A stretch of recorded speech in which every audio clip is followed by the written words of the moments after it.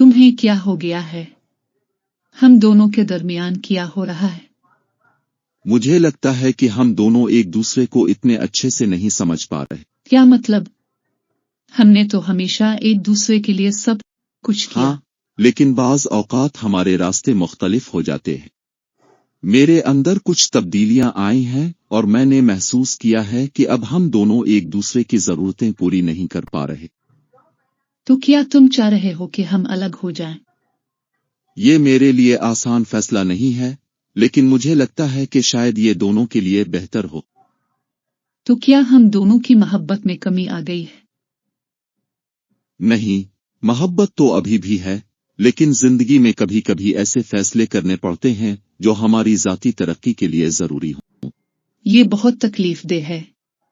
मैं तुम्हें बहुत चाहती हूँ, लेकिन अगर तुम्हें ये फैसला करना था तो ये बता देते। मुझे पता है, और मैं बहुत अफसोस महसूस कर रहा हूँ। लेकिन कभी कभी हमें अपने रास्तों का अलग होना पड़ता है, चाहे ये कितना भी मुश्किल हो। अगर तुम्हें लगता है कि ये सही है, तो मैं तुम्हारी मर्जी को समझती हूँ। बस मुझे एक बात समझने दो कि क्या ये वाकई हमेशा के लिए है?